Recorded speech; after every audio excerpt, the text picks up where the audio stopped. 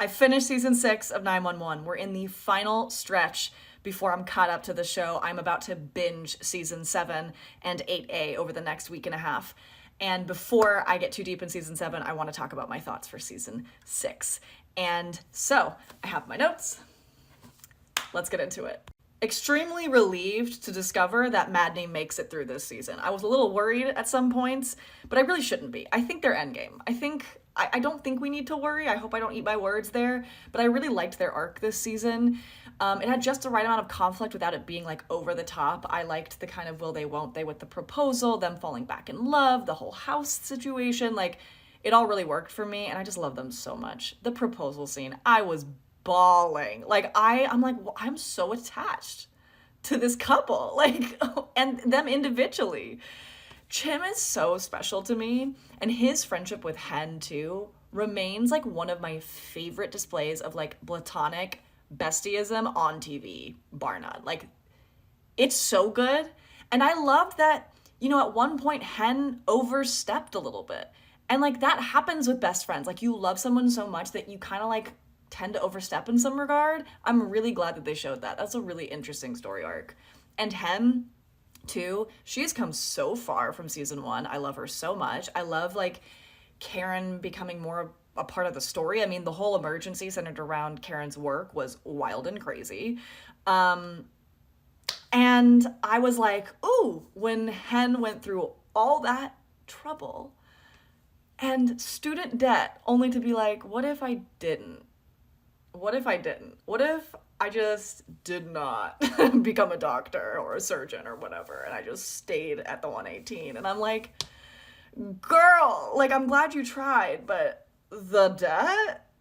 Bobby and Athena remain mother and father. Like, they are the glue that holds this community, this show together. I love them so deeply, especially after the first 3 episodes I watched of season 7, which again, I'm not going to talk about in this video, but like, I love them deeply. I will say that the episodes that kind of depart from the 118 and like focus on a more kind of like criminal case, they're not my favorite, but I did think obviously like the whole, Athena childhood murder mystery trauma backstory episode was, I mean, really well done. The subject matter was almost too tough to watch, like foul, absolutely foul, but they handled it beautifully, I think. Kind of glad though they moved on from it. And then the whole Wendell storyline with Bobby, I was like, this man cannot catch a break. He cannot catch a break. Like, are you serious? His sponsor?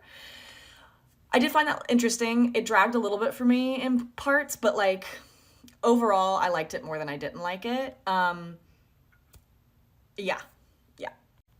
As a person who lives in Los Angeles and who's a California native, the episode Red Flag was triggering. I won't lie, especially after what happened in January in my hometown. Ooh, when I saw the name of that episode, I was like, ooh, can I watch this? Can I do it? I did it, but I didn't like it.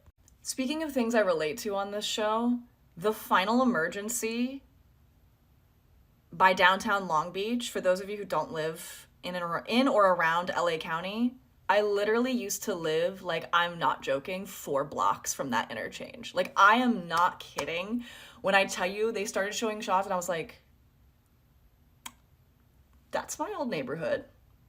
And every angle of the camera, like, I recognized everything that was in the back. I was like, oh, yeah, I've taken that freeway a lot. I've been on that interchange hundreds of times.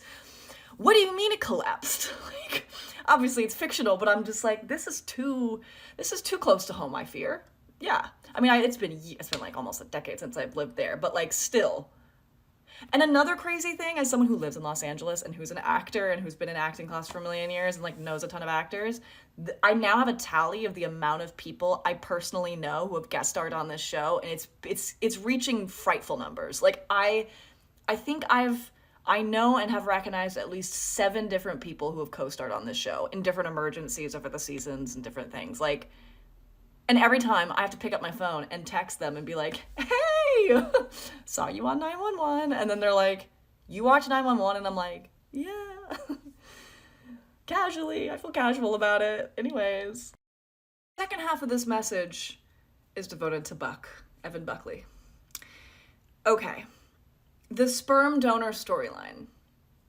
I felt confused by it the entire time it was happening. I was like, really? We're doing this? I did think it was funny. The beginning of that storyline was funny, where he had to do like 4+ weeks of abstinence, and he was like, they had that whole bit going. I thought that was pretty funny.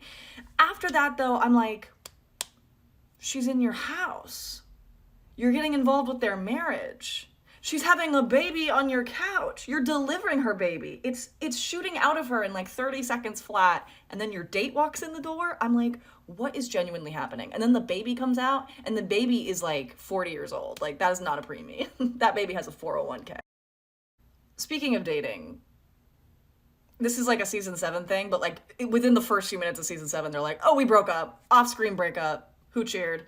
Anyways, speaking of Eddie Diaz and his dating adventures.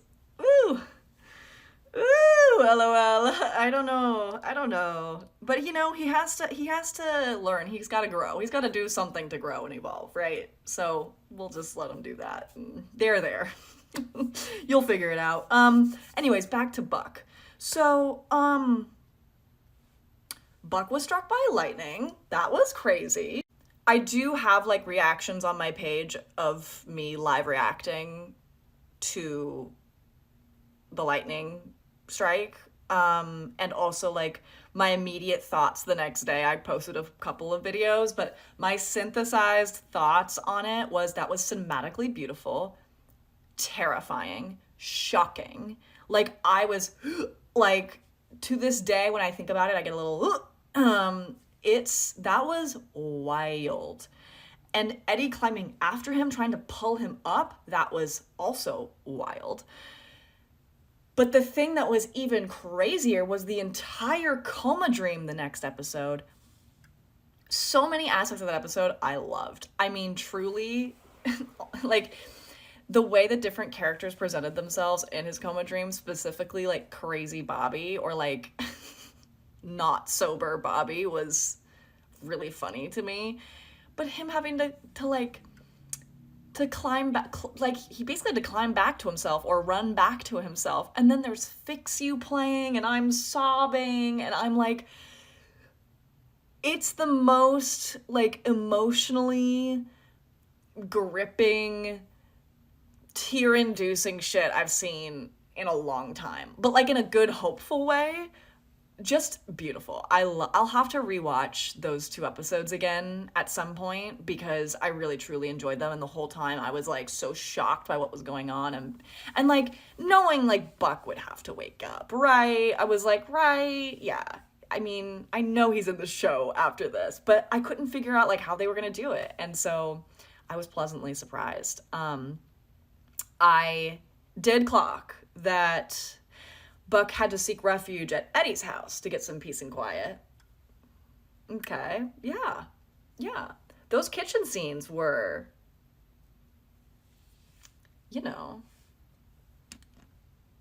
Oh, I also love how Buck was like randomly really good at math after being struck by lightning. The whole poker game, obsessed. I'm obsessed with the poker game. They all looked so good and he was so hot. Like, he was so confident. I was like, yes, that's my man.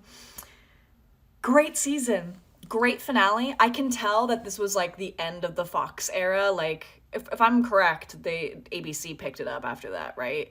It was a good like open-ended finale where they tied up enough loose ends where if it ended there, it wouldn't be like, 8 cliffhangers.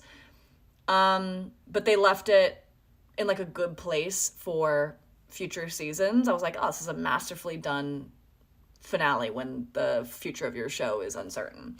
So glad ABC picked it up. So glad they